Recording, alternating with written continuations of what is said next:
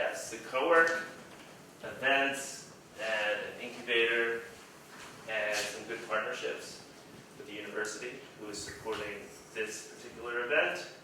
And we have an event on Wednesday night called Night Owls. I think if you come, you'll bump into people and have conversations that you haven't had before, and maybe do stuff with them. So next week at this meeting, we have Andrew Dinneman. Kevin? Yes. Yep. And then I just locked down the founder of Waste Oil Recyclers, which is a Chester County business. They go around to places like those sports fields down in Philly, whatever they're called, and they suck out all the grease from the kitchen. They turn it into biodiesel. They've been around for about 7 years. They've worked with SCORE big time, and they have 27 employees. And they're kind of revitalizing Modena, which is out by Coatesville, kind of rural, little enclave. And they spearheaded or launched a concept called Energy Independence Day. And last year there were like 300 or 400 people, and it was raining. So it's a bunch of companies from that area, including Organic Mechanics, organic compost. And they're going to talk about social entrepreneurship and Energy Independence Day in particular, which is a cool concept. And then there's space, and then we're going to have Brad Miller, who's been coming to Night Owls, and he's a developer at something global, EMS, ISI, I keep forgetting the acronym, but a big healthcare data company in King of Prussia. IMS Global. IMS, yeah. That's it. And he's going to talk about a project that he's doing with Neomind Labs. And then we've got to get our hustle on to fill the rest of the summer, but I don't think it'll be too bad because we just haven't been focused on that. We've been focused on the last couple of weeks have been fun. We are live streaming to YouTube, and I think that's it. So I met the folks at Neomind Labs through Alex. Thanks for coming out. One of our first ones with John, I think. That's cool to be connected to the city. And he talked about having Ryan, the founder of Neomind Labs, come out and talk. And after I checked out their site, I thought it was a great story. He started off consulting in college, came up with the concept with a co-founder, ended up taking over and building out software companies. So I think he's got some lessons to share, and we were just chatting before. It's nice for younger folks who are just getting into this, college students, to not have to reinvent the wheel, to hear from people who've done it before, but also to know that you're not crazy. Like when you share experiences, and you're like, yeah, okay, so I'm not crazy. That's key. So, thanks for coming. I look forward to your presentation. We'll have a Q&A after. I'll come back up and facilitate, and that's it. Great. Well, thanks everyone for coming today. It's not the greatest weather. It's not snowing. That's better. You're right. That's definitely an improvement. So I'm just going to kind of go through, there was kind of two big phases of Neomind. It was Neomind Studio. I started as a student at Drexel. I had a co-founder, and my role was as the technical co-founder. So I kind of hid in the back and made sure everything worked. And then at some point, my co-founder wanted to try a product company. So I moved on into, I wanted to stay as a consulting company, but I kind of refocused us as a software company instead of a web stuff company. So I'm just going to kind of go through those two halves, just list a couple of, I guess, things that seem relevant and important to me and mistakes that I made. Maybe it'll seem obvious, maybe it'll be helpful. I'm the kind of person that has to learn everything the hard way. So for me, this would have at least been a sanity check. Maybe I would have moved on before the third or fourth time I made the mistake. So anybody in the audience, small business owners? Cool. Freelancers? Wouldn't consider yourself a small business owner, but freelancing? Anyone just doing side work, but kind of has 9 to 5? I assume not, because it's between 9 and 5 now. All right, cool. So I think I mentioned I was at Drexel when I started Neomind. I'm a Philadelphia native. I ended up at Drexel because I could take the subway there. And actually, the way that I ended up starting Neomind Studio, the first company, was that I ran into a friend from high school in a Best Buy parking lot. At the time, I was on my co-op at Drexel, and I was building intranet applications using ASP. This was before .NET, so it was just plain old ASP. And Alex was the guy that I met, the guy I went to high school with. And he was, in my mind, he was the go-getter, because in high school, he co-founded the British Entertainment Club, which I was one of the founding members of. And we, after school, would get one of the rooms and wheel in a TV cart and watch Mr. Bean and Monty Python. And to me, he was a go-getter. So I ran into him in this parking lot. We were catching up. And he said, listen, we're making websites for people. It was 2001. That was the thing. And he said, but we can't really program anything. Do you know anybody that can program websites? And I said, that's what I'm doing. He said, do you want to do anything on the side? I said, that'd be great. Do you mind if we use open source software? Because I was a little frustrated with ASP back then. And I'd always been fascinated with Linux. So we started out as Linux, Apache, PHP. It's called LAMP, MySQL. And he said, I don't care what you use. As long as you can make it work. So we started doing anything we could find. It was small things here and there. Nothing really a big deal, but a couple $100 was a lot of money to us then. And we met this guy through one of Alex's internships, he was our age, but he was the greatest salesman we'd ever met. He could sell anything to anyone. And he was building this umbrella tech company that had desktop support and email service hosting. One of his clients' office got flooded, and he set up thin terminals for them, and they were doing all this stuff.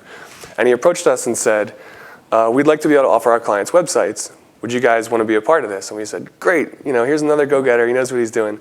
So we joined this guy, and we started making websites for people, and he was charging 10 times what we were charging, and we were delivering, and people were happy. And he wasn't really paying us, but we were happy because he was charging a lot of money for our work, and it meant that our work was good.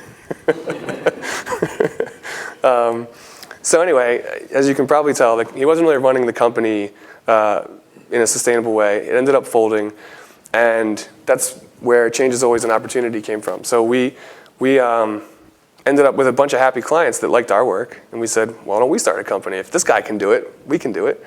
And that's when we started Neomind Studio. And we, half the time, worked out of Alex's mom's house. And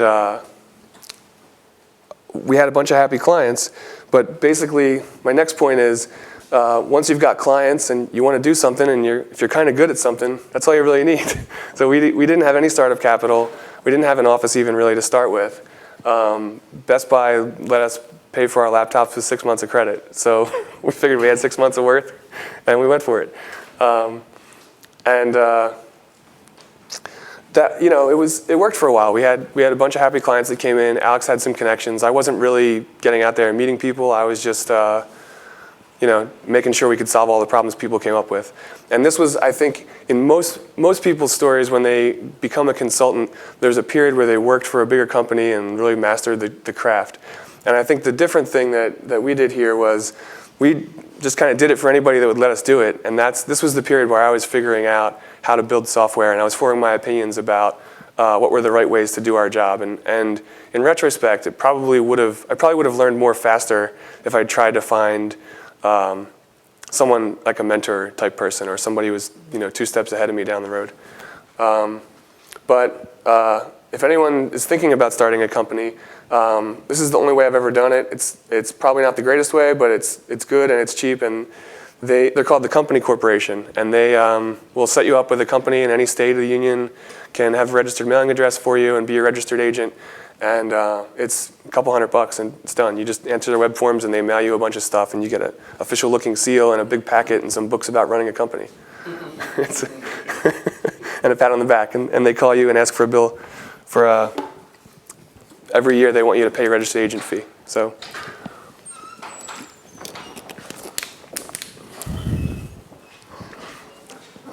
So as I mentioned, at the time, I felt like I knew what I was doing, but in retrospect, there was a lot to learn still. And the clients that we met, we were constantly surprised that we were still in business because we met people that were willing to work with us even though we were 22, 23 years old. Didn't have any big company experience behind us really except for our internships. So we weren't charging that much for our time, but it was paying the bills, it was keeping the lights on, and we were doing interesting work. So I had a couple of stories about clients we ended up with that, in retrospect, I wouldn't have thought that would have happened, but it just kind of happened. So if you get out there and start looking, good things happen. So the first was a client that was building a learning management system, and they were real scrappers themselves, bootstrapping it, self-funded, kind of had what a guy who coached me would call a good entrepreneurial spirit. And I guess they saw something in us that they thought we'd be able to figure it out. And they were between developers at the time when we met them, so we came in and started helping with this learning management system. And it was huge. They had thousands of customers using it all day long for 8 hours a day. And I learned a lot about scaling, learned a lot about how to build a web application and what not to do. And I learned a whole lot about signs of a bad client, signs of a relationship that's going to go bad. And we stuck around with that client for 4 years before we eventually both of us agreed that it wasn't working out. And we moved on. But there was one day in particular that stands out in my mind where I was like, what is going on here? Because they owed us like 2 invoices, couldn't pay us until we charged all of their customers for the next fall learning thing. It was sometime in the summer. And I think we were making about $25 an hour at the time. And set everything up, ran this program. And it took about 4 hours to bill all the people, which is a long time. It takes a couple seconds for each one. And at the end, I'm like, how much money did they just make? And it was somewhere around $1.1 million. And my first thought was, I have no right doing this. And my second thought was, they have no right paying me $25 an hour to do this. But I guess, in retrospect, that's how you bootstrap the virtuous cycle. Now you're good at it. You have this experience. They've got a working product. They're a happy customer. Another one was after we moved out of Alex's mom's house, we were trading for office space desktop support. So it was somewhere Alex had interned or maybe worked during high school or something like that. And they had an extra cubicle they weren't using, and they needed their computer guy only came in once a week. So we were there doing our thing for free, and then if a printer broke or a computer needed to be swapped out or someone couldn't get their email, we were kind of the first level of support before their computer guy could get in again the next Thursday. And that turned out to be a great arrangement for us because we were always there, and they would just mention problems they were having. So this ended up becoming a full business of its own, or a nonprofit actually. But it started out as an idea that the founder had that he could help people apply for benefits that they were eligible for but didn't know that they could receive. So there were 3 people sitting at a straight desk, probably about this big, with phones, and they were manually dialing from a spreadsheet that they had. And they kept calling the same people, and the people were getting angry about it. So they said, is there any way, we know you guys make websites, is there any way you could make a website that was kind of a shared to-do list? And we said, sure, we'll just take it out of the printer support hours. And so we made the shared to-do list, and then every couple weeks they would come back and say something new, like, is there any way you could make it so we could collect some data about the people we were checking off this to-do list? And we said, sure, no problem. And then, fast forward another couple months, and they said, we have all this data. Is there any way you could make it so that data could just be filled into a PDF that we could just mail off instead of having to type all this stuff in? And we said, yeah, we can do that, but I think you're going to need to start paying us on top of the free rent. And they're like, oh, great, no problem. If you can do that, that's great. And today, these guys have a 110-seat call center and their own IT team that we help them hire. And this thing turned into a big custom CRM system, one step at a time. And we integrated it with a call center package that it has a predictive dialer that'll call 10 people if there are 8 people busy because it thinks 2 people probably won't answer. And if someone answers and we know they only speak Spanish, it'll route them to a person that only speaks Spanish. And we did this over 6 years, but it all started out because we found this kind of mutually beneficial agreement where we were fixing their printers, and that wasn't what we wanted to be doing, but it was working at the time, and we were there. So my lesson there was just, you can find clients at any experience level, but as long as you're honest and charge a fair rate while you're learning, and don't try to misrepresent what you already know and have done. So in 2006, my co-founder got the product itch. I think it's pretty common for people that do consulting at some point to want to stop and, stop billing for hours and start making a product. I've tried to resist that. I think I might be a consultant. I might be a build someone else's product kind of person. But he asked me to buy him out, and it went really well. I think leading into it, and when he first approached me, I was really nervous about, will we still be friends? How's this going to go? And throughout the process, there was kind of a feeling of, well, if I have to give you that much money, I want the money and I want to leave instead. But I did a lot of soul searching and kind of thought about it and realized that I didn't want to stop doing what we were doing. I enjoyed it, and I realized at the time that without really having any fights about it, we were kind of butting heads the whole time. He had kind of all along been trying to build us into a product company, and I had all along been trying to build a bigger service company. So anyway, he found the next office that we were going to share because it was too big for him, and he figured he'd get me to pay half the rent. So that worked out great, and we're still in that office actually.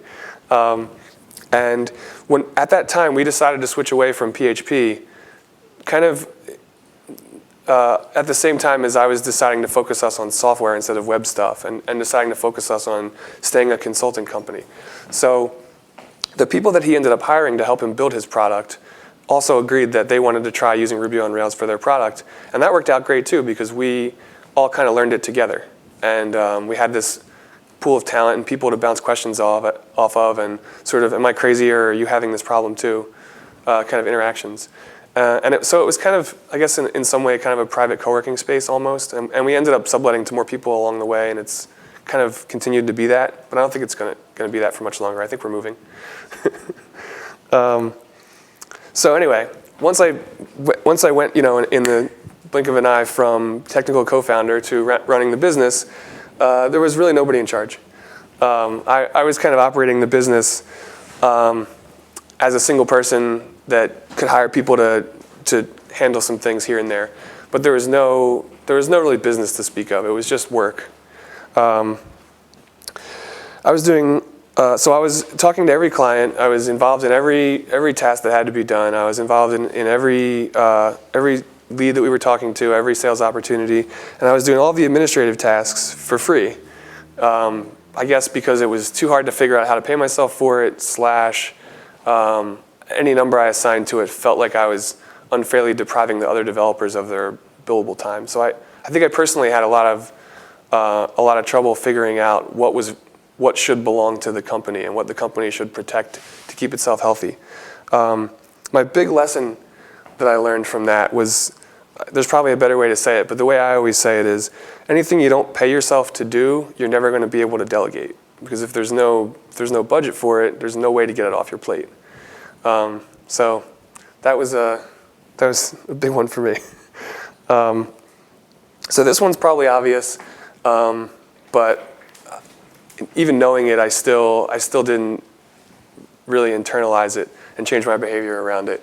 But if you're just starting a company because you love doing the work, that's not going to go great as you grow, because running the company it's a whole separate job from doing the thing that you love. So for me, I reached a point where, a lot of people that do what we do, build software, I guess kind of the cliche is like, just want to do the work all day. It's so much fun. I hate dealing with the clients, and I think that leads a lot of people to product work because they're customers, and you don't care if you lose one or two. But for me, I just kind of realized that in spite of the frustrations, I was having fun doing what I was doing, but I wasn't really able to I'd reached the limit of how much productivity I could personally accomplish as the bottleneck to everything. And that, I guess, helped me get more passionate about the outcome of serving our customers and building the software and doing what we do than the process of actually doing it, which initially pulled me in and was the thing that I thought was fun. So if you just love doing the work, you're going to have a bad time. This one's another one that people told me about that I didn't really internalize. I always figured, who cares? Like people, this guy who coached me said I needed to have a cash flow spreadsheet and I needed to check it every single week and know how much money we were going to have to pay bills and all that. And I said, it's fine. We're making money. I know we're profitable. We're paying out less than we're billing. What could go wrong? That's always a bad thing to say. So in this chart, the blue is the revenue that you're booking in a month. The green is what it's costing you to book that. And the yellow is when you receive the cash. And the orange here is how much savings you have. And I started out, to keep it simple, you're booking $100 a month in gross revenue. And you've got $100 saved. So you've got 1 month in the bank that you could do absolutely nothing and you wouldn't have to close the company down. So these are kind of contrived numbers, but I don't think they're that crazy. The cost here is 90%, assuming cost of sales, overhead, all of that, and your company's 10% profit, which is, I think, pretty good. And the yellow line here it represents net 30, which is, I think, not necessarily common. It doesn't have to be that. You can get whatever you want, but whatever you can negotiate for. But I think it's pretty normal. So you'll see that the yellow line is 1 month behind the blue line. And what happens here is this company is going to grow for 6 months at 20% a month, which is huge. So again, this is kind of a contrived example, but you'll see what happens. So in January, they're grossing 100 a month. In February, they gross 120, so their costs are 108, but they're only receiving the 100 from January. So they just took $8 out of savings. And that goes on that way every month until about August, when I think the savings account goes to negative $3. So maybe that month the founder pays a vendor late or doesn't take their full pay or something like that. So at that point, the founder says, I can't grow anymore. I need to build up my savings. So they stop growing and their growth stays exactly the same for the next 6 months. And after 6 months of not growing at all, their savings still hasn't returned to the baseline of 1 month. So you kind of have to consider now, are we ready to grow again? Can we grow for 1 more month? What do we do next? We're stuck. So I would say, try to have savings. Try to get a line of credit as soon as you can. For us, that was my accountant recommended we work with Citizens Bank. He introduced me to somebody, and that was great because having someone to hold your hand through all the paperwork and everything is really great. So if you meet someone that's friendly, or if you want me to introduce you to the guy that I thought was so friendly, that can be really helpful. And we didn't have our taxes in order at the time we tried to apply for it, and they want it for the current year, and our accountant had us on extension, so we couldn't apply the first time we tried. So he had us open a credit card first, which also helps because you can kind of shuffle things around, but that increases complexity. And then a year later, when we absolutely didn't need it, we applied for it anyway, which was great because a year later, we had a client that took 90 days to start paying us and had 2 people on site 5 days a week. So by the end of the 90 days, when they still hadn't paid us our first check, I was living off of my credit card and not paying myself so that I could pay all of our vendors and everything. And it was fine. It was just a little nerve-wracking because when you've got that much money out, you start to question, even though it's the biggest company and they have a great reputation, this is the kind of thing where you start questioning, like, well, what if something happens and I'm ruined? This is terrible. We can't, So it starts to really get to you. It stresses you out. So having options is a good thing to do. I guess some of the other ways you can deal with that, instead of just opening the line of credit, or in addition to opening up the line of credit, you can start paying attention to things like getting paid a little bit up front. If you're having a hard time and you have vendors that you have a good relationship with, you can ask them if you can, spread out their payments a little bit. But again, the complexity builds quickly, and spreadsheets lie a lot. Like if you don't realize you copied something wrong, you're working with bad information. So it turns into another job that you start needing help with. So a related kind of tip that I picked up along the way was, instead of trying to manage the profit, like one of the things I started doing early on was managing all of the little pieces that led into the profit and saying, well, if I squeeze this, I can expand that, and managing every single little thing. And a neat trick that I picked up was just try to pay attention to what your bill rate is and what your pay rate is, and the margin between that, and just try to protect that and the number of hours that you have going on and the overhead. And those, it's three things it's much easier to pay attention to than every single little variable in the spreadsheet. So this one, probably obvious too, but if you're a service company like we are,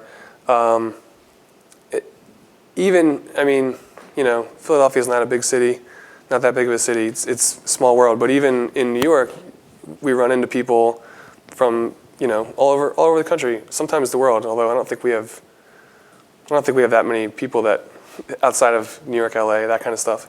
But anyone that isn't happy with your work at the end, anyone that's not happy with your work at the end, that word's going to get around about that. So one of my nasty habits before I was able to get some help with the administration stuff was if something ever got a little rocky or rough, and there was something, say it was a deliverable was late or something like that, I always had a tendency to bury my head in what was familiar, the work, and ignore the unfamiliar problem of getting this invoice paid when the client was potentially unhappy with some of the stuff on the invoice. And if you let that pile up for a couple months, you're going to lose a piece of that because nobody feels the value 3 months later.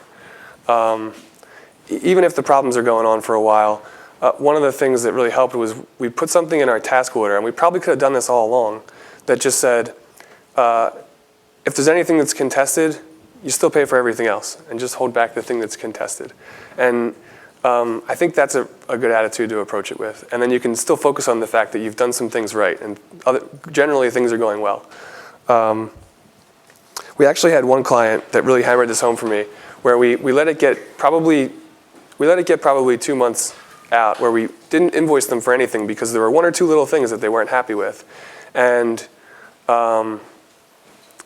we ended up getting into a big fight over it, and it ended great.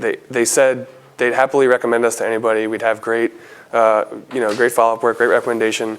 But we ended up losing a good chunk of the money, and I feel like if we had less out, it would have cost us less to get that happy outcome.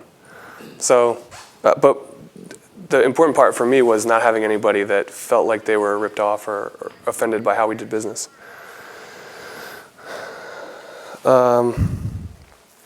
So this one, another probably obvious. This is something people say about selling, that you want to try to help somebody before you ask them to introduce you to anybody or anything like that. And I think that's true, but I had a couple of stories I wanted to share about times when it actually would have made the overall relationship go more smoothly. The way that a guy who I know that teaches negotiating likes to phrase it is trade ones for 10. So give away something that's not that important for something that is very important. And because a 1 to you could be a 10 to someone else. So you can't give out 10s all day long because that'll deplete you and drain you and it's hard. But 1s you can give a lot out of. So an example is we had what turned into a really good client once that started out as a friend of a friend who had an access database, which isn't really our specialty, that they'd been working on for near a year, and it wasn't done, and they were really frustrated. And so I said, I'll help you finish this. I wrote a task order. It was really cheap, and I said, I'll help you finish this, just so you can feel good about having gotten something done and so the project can move forward. But here's what you need to do long term. You need to replace that with a website that people can collaborate over if you want to invite more people to this project. And it ended up, because of that little bit of just sitting down with them and listening and trying to help them, that whoever saw the task order said, why don't we just do that? And they got a big budget for it, and we had a couple years of development, and it turned into a pretty good case study too. So that was kind of more the salesy thing. But the second one, we definitely already had this project. And it was a time when we had a lot of free time, so I was willing to negotiate. And they got me down to the lowest rate I would have possibly taken. And it was still okay because it was work and we were staying busy. But immediately after the negotiation, I walked into the other room with the CEO and started working on a problem that he was trying to solve. And like 5 minutes in, he literally walked out into the common area and said, everyone, come here and watch Ryan work. He's the fastest programmer I've ever seen. and I was like, wish we did this before the negotiation. So the lesson was, give something away and show them what you're working with. And that's another way that it could help you it can help you pan out. The last thing I just wrote here is, I really love this sentence I borrowed from a friend, is approach all your professional relationships with an attitude of service, humility, and willingness to change. And I think sometimes, I think programmers are especially guilty of this, that I've seen, is a lot of times we already have all the answers and we're not working with that, we're better than that. So I think when you approach someone's problems with that sort of attitude, it humanizes you and it makes you feel more like a friend than someone who's trying to do a hard sell. So that's it. That's all I've prepared. Thank you.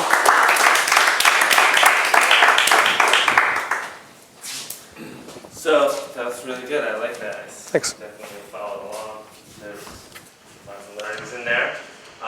If you have a question or a comment, please do a quick intro.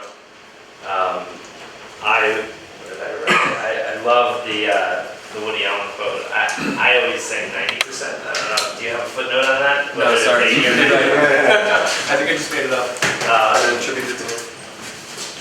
And then I think what was in the beginning of your story that I loved is that you were open to randomness. Like when someone just bumped into you in the parking lot and they're like, hey, you want to do this? I think entrepreneurs are open to like just randomness, right?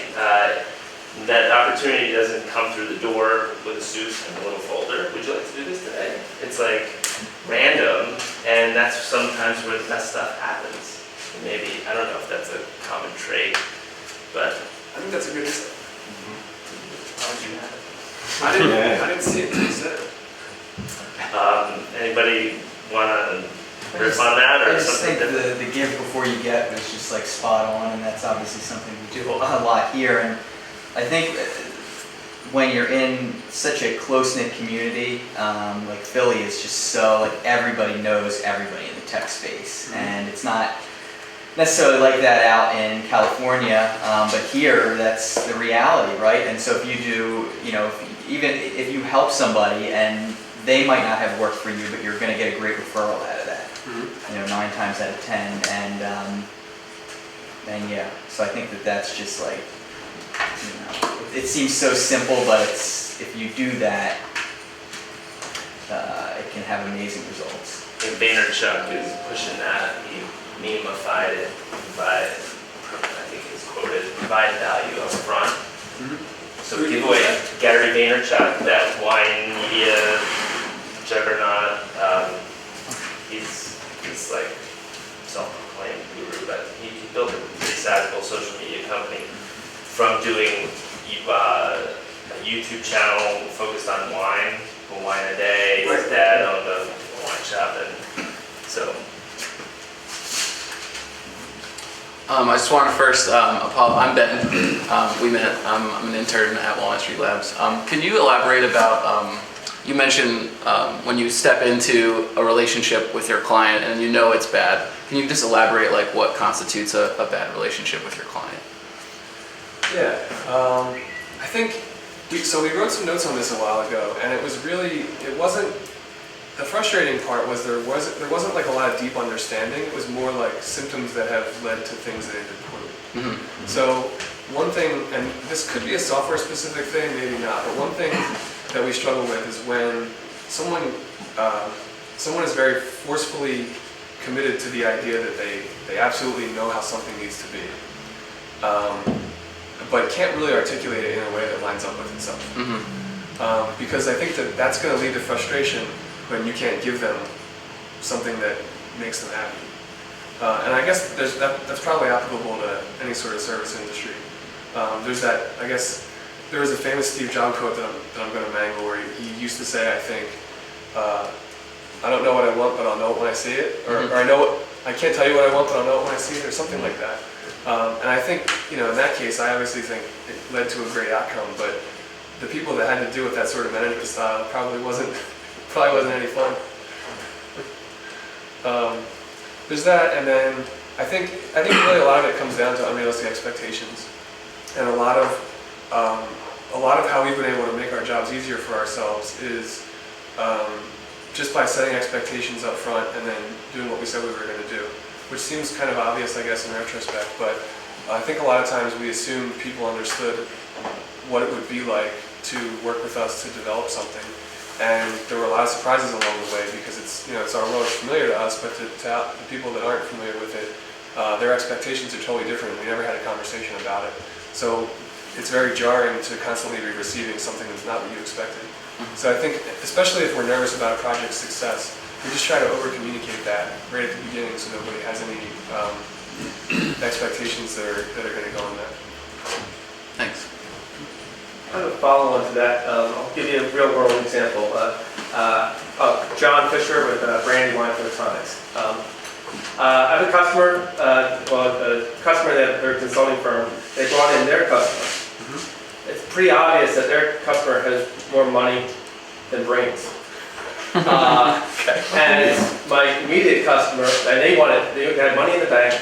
They had a Gmail account, so I'm a little like, and they want to buy our product right away. When can you deliver it? And it's going to detect gunpowder on people's hands in Baltimore if they're a shootout. I had no idea how my product's going to solve that.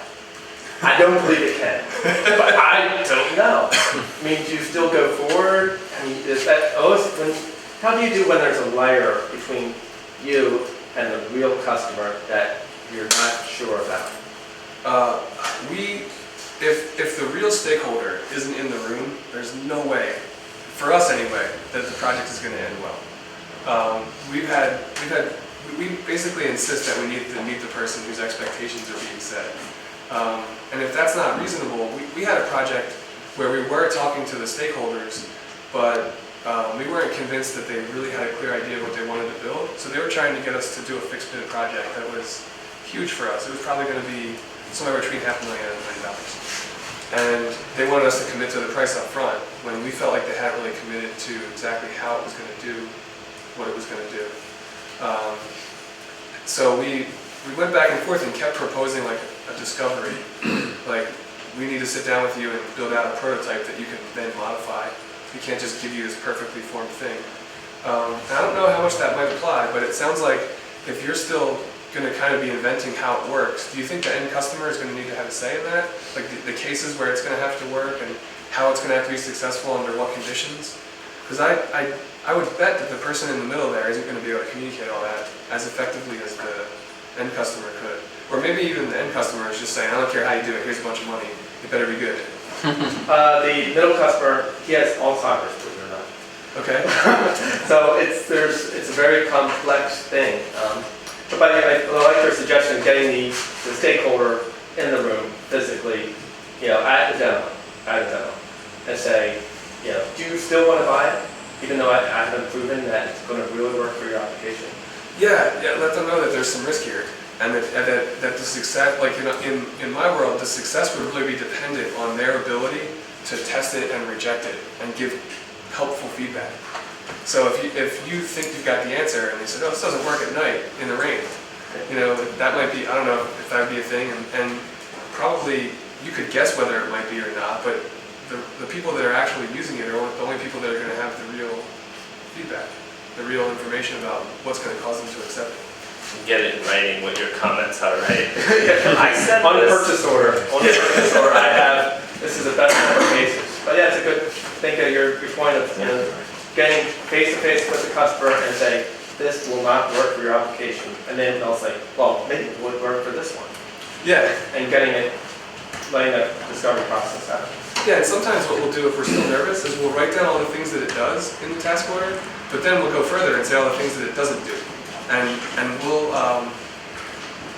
instead, so when we're trying to figure out all the things that our product might do for somebody, or a project that we're working on might do for somebody, it's really easy to get caught up in all the things they might want. And it turns the estimation process into a huge time sink. And you end up building stuff that they probably didn't want, and some of the stuff they did want.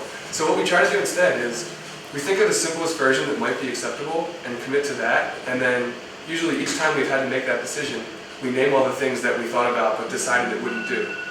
And then a lot of times that leads to a discussion like, oh, we need that. Or other times it's clarity that 3 months down the road when everybody's understanding of the problem has shifted and changed, nobody's going to assume that was included because you explicitly said it wasn't. So that helps. I'm thinking software still, but maybe what you're saying, cash flow, customer expectations, putting it right, and all very applicable to hard much did you, I'm sorry, David Chalkdale with a company called SC Blotton Company. How much of your concern is around getting paid and how much of your concern is around reputation? The reason I'm asking that is, I mean, you could solve some of your issues obviously just by saying, okay, I'll do this, but I want the money up front. I'll take, you know, we'll do it each week before I start next week's work, I want weeks prior. However, if the work comes out crummy, and you go back to what the last comment you're making, this is a rather small community around here, then if the thing doesn't come out right, it's going to be somebody who's going to be complaining, etc. It'll be the advantages. You probably know the community better than he does, and you can say, look, this guy was an idiot, and I'll show you exactly what he did and what he wanted, and we did everything he wanted, he just didn't know what he was doing. But you still have people who he will talk to, you'll never get a chance to talk to, which will, you know, sour your reputation, but you have the money. Yeah. So which is it, are you more concerned with reputation or more you concerned with dollars at this point? I would say more concerned with reputation to a point. So, so while we were young and making more mistakes, when we had to negotiate on something that went wrong, it was really just a matter of, I'm making less for all that time that I spent, but I'll chalk it up to a lesson learned. Today, now that I'm doing less of the work, it's a concern of, is this going to put the company negative? And so as long as the answer to that is still no, I'm very concerned about reputation. And as long as I feel like everyone's having a reasonable conversation around this. If someone's being completely unreasonable and I feel like we can't have a real conversation about what the real problems are, then, you know, I'm not just going to say, here, have all my money.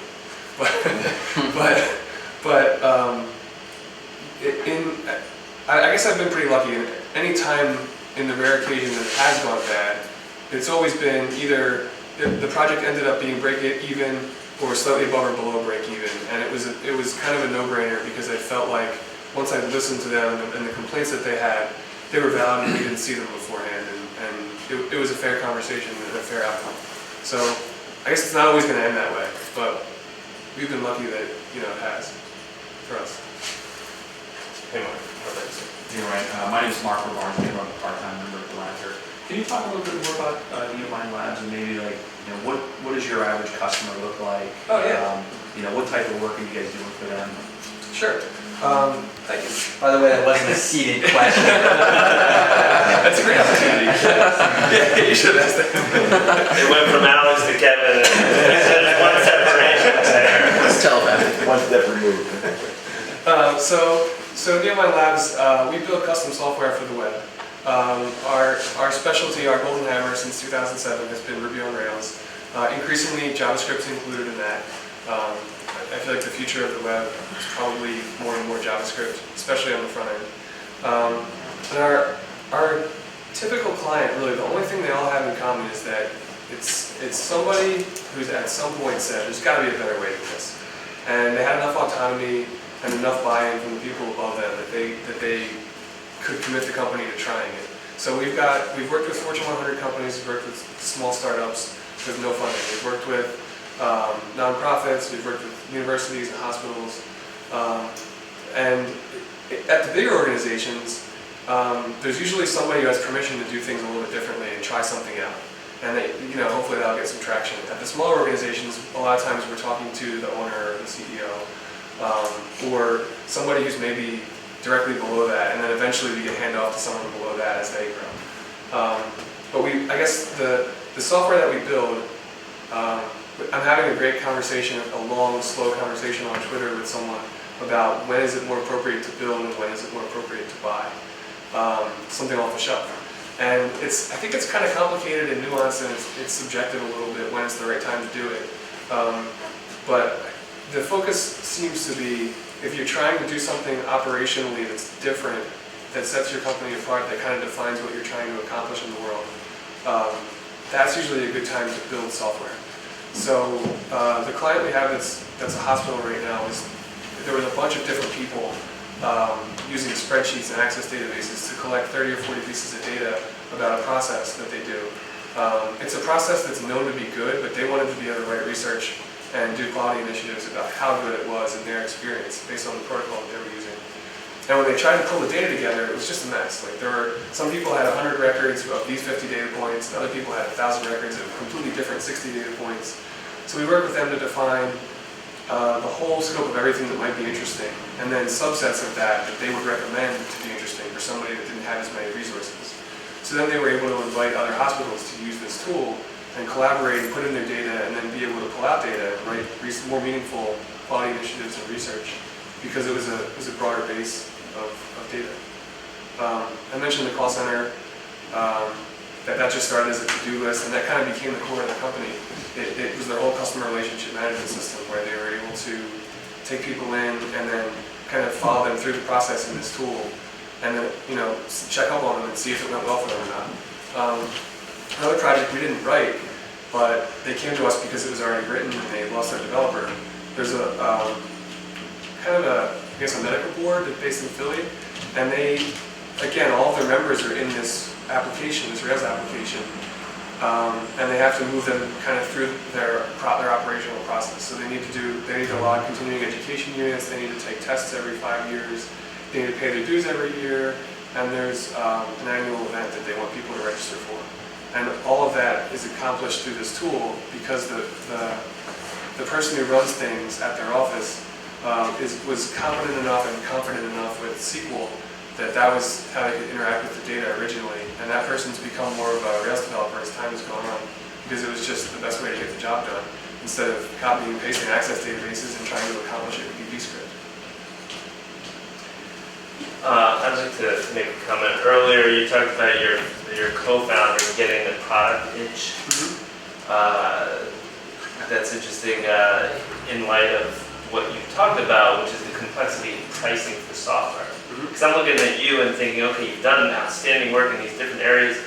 You should own the IP, or you should own and then license that stuff. Like you've built these really awesome software. So you're building products, but you don't get the upside that licensing could get. So I see service work as really complex and not as, the return can't be as good perhaps as a successful product. So what's your comment on that? Is it better off to go to product, more profitable, or is service more predictable? I think, so if I ever had an idea for a product that I felt was sorely missing, sorely needed, and we were scratching our own itch, and there's a phrase, dog fooding something is you solve your own problem and eat your own dog food, use it to solve the problem. I think it's a common symptom that if you build something that isn't directly relevant to a problem that you're solving every day, it's not going to be as good as it could be. So my fear is that that I would dive into something for the wrong reasons and build a product that wasn't great, that somebody would easily be able to outcompete. So if I was going to take any one of these things and turn them into a product that I was going to sell, I think I would need like one of the primary stakeholders to be a co-founder and that sort of thing. I also think a lot of people say that building for your hours is dead, and you're always going to be doing that. And I think for service companies and consulting companies and anyone that provides professional services, there is like a spectrum on there. And I think if you look at the potential, the possibilities for where a service company could go, I don't think my mom would be disappointed if I was building what a good law firm built. Not that we can get that today, but you know what? I'm in both sides. I do service work, and it always exposes you to a lot of interesting things that enhance your ability to do a lot. So you're putting yourself on a train that's going fast into the future. There's no wrong. That can't be wrong. But you have to keep the ADD on a short leash, though. That's interesting.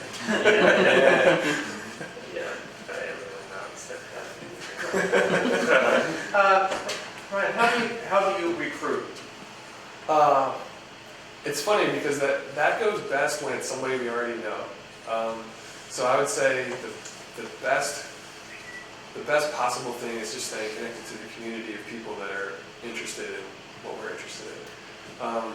But failing that, if everybody's busy already, Craigslist, that's not been so great lately. For Ruby on Rails people, I think we've done well kind of recently with Stack Overflow, there's 37 Signals job board, but they changed that to the remote job board now, and while I'm still like on board with the ideas in remote, I don't feel like I can execute on them yet. I need to get more comfortable with purely remote people. So we haven't used that one since they switched to remote. So how many people do you have working with you? Right now, it's me, 3 employees, and 3 or 4 contractors. And they all work in Philly with you? Actually, right now, they come in like, everyone comes in 1 day a week for a meeting, and they're kind of mostly remote. Short segue, we did an experiment a while ago about working completely remotely, where I went away for a month and someone else went away for 2 months. And I guess our learn was that after 30 days, communication starts to break down. I don't know what to attribute that to. Just having seeing each other face to face every once in a while seems to help things. So I know other people have solved this, and I know there's a way around it. I just haven't gotten comfort with it yet. I like what you said somewhere that you should focus on outcomes, not process. Yeah. That's probably a bunch of different ways. We're kind of running out of time. I wanted to ask one more, and then maybe we have one more question, and then we can chat after we shut down. And we can turn the camera off for this one, but if you want, what's the deal with having a business in Philly? Is it red tape and lots of taxes? Could you move out here and save 20%? I'm trying to understand the dynamics in the city. So I think the red tape and problems was more true historically when I wasn't paying attention. So when I ended up running the business, if anyone ever digs into the corporate records, you'll see that even though Neomind Studio was closed at the end of 2006, Neomind Labs wasn't incorporated until 2009. It took me that long to get my stuff together, and realize that I needed to do that, and I needed to change the name and have a new company. So I think historically I've heard a lot of complaints from people about how much you pay for the privilege, and they changed the name so it's no longer a privilege tax, it's something else now. It's a little more expensive. I think my accountant tells me that about 8% of what I take home goes to the city of Philadelphia today.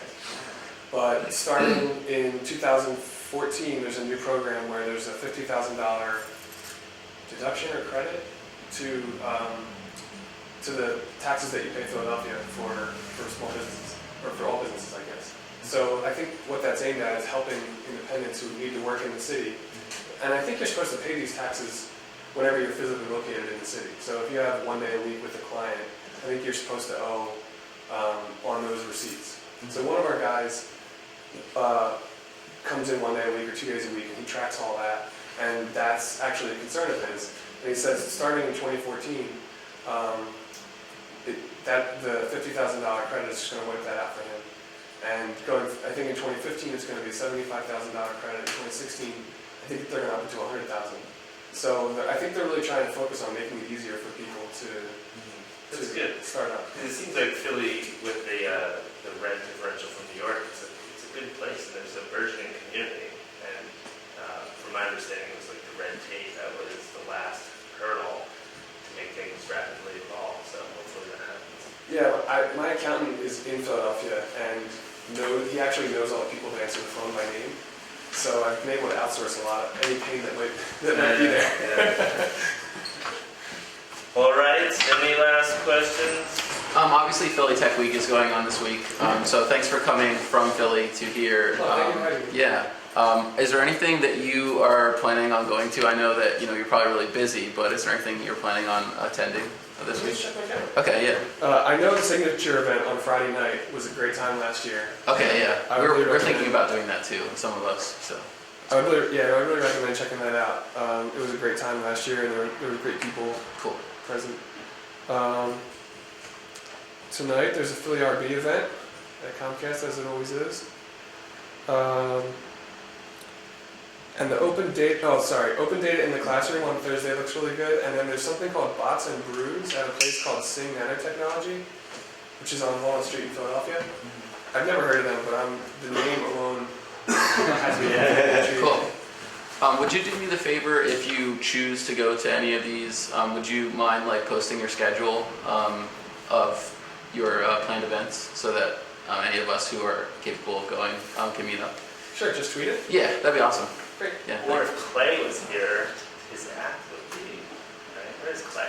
Good, plug this out. Nobody knows. He's got an app that exposes any public calendar that you want.